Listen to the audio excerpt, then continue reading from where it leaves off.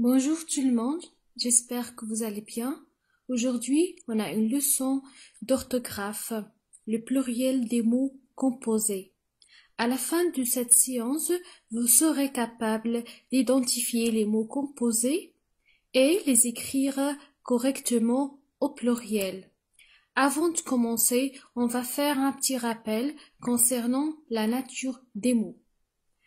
Alors, le mot peut être un nom, bien un verbe, bien un adjectif ou bien une préposition. Le nom est un mot qu'on emploie avec les articles la, le, les, à et une. On dit la porte, les élèves, les enfants, une fenêtre, etc. Le verbe est un mot qui désigne une action, comme quoi, écrire, parler, faire, nager, chanter, etc. L'adjectif est un mot qui qualifie quelqu'un ou quelque chose. Exemple, rond, beau, petit, courageux, courageuse, etc. Les prépositions sont des outils de liaison entre les mots comme à et de. Comment on forme les mots composés? Alors, il y a deux manières pour former les mots composés. La première manière, en employant des mots liés par un trait qu'on appelle un trait d'union. La deuxième manière, on peut employer des mots liés par une préposition, comme la préposition de ou bien à. Maintenant, on va découvrir comment on écrit le pluriel des mots composés. Si le mot composé contient un trait d'union, on met seulement les noms et les adjectifs au pluriel. Regardez bien la première image. Sur cette image, on voit un chat tigre. On l'appelle un chat tigre parce qu'il a un pelage qui ressemble à celui de tigre. Pour mettre ce mot composé au pluriel, on remarque que le premier mot est un nom et le deuxième aussi est un nom. Alors les deux noms vont prendre à la fin un S et on dit des chats tigres. La deuxième image, elle représente un rond point. Rond, c'est un adjectif, point, c'est un nom. Alors l'adjectif et le nom vont prendre la marque de pluriel. Dans ce cas, on va dire les ronds points. Comme vous voyez, on a ajouté un S à la fin. La troisième image, il s'agit d'un coffre-fort. Coffre est un nom, fort est un adjectif. Le nom et l'adjectif portent la marque du pluriel à la fin. On va dire des coffres forts.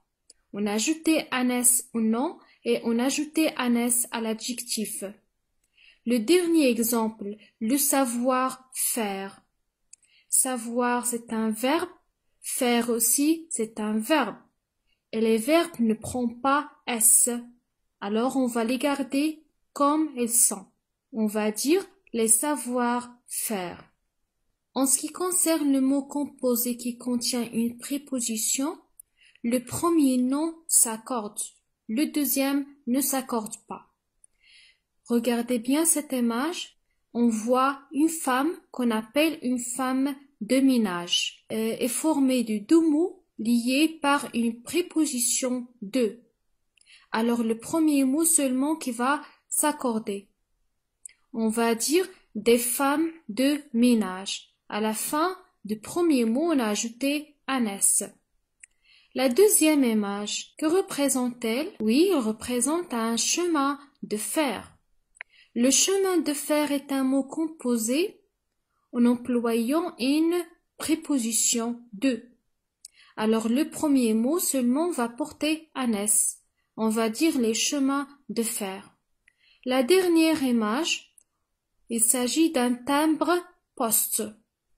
On peut dire aussi un timbre de poste, mais la préposition de dans ce cas n'est pas prononcée.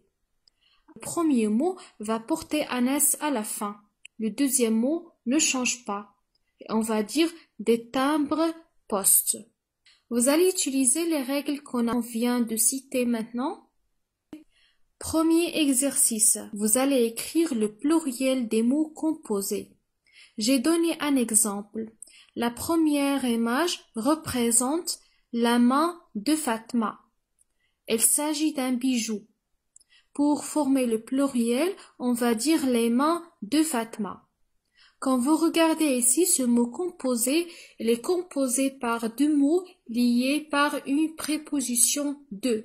Alors dans ce cas, c'est le premier mot seulement qui va s'accorder. À la fin, on va lui ajouter un S. Vous allez faire la même chose pour les autres mots. Le deuxième mot, il s'agit d'un essuie-tout.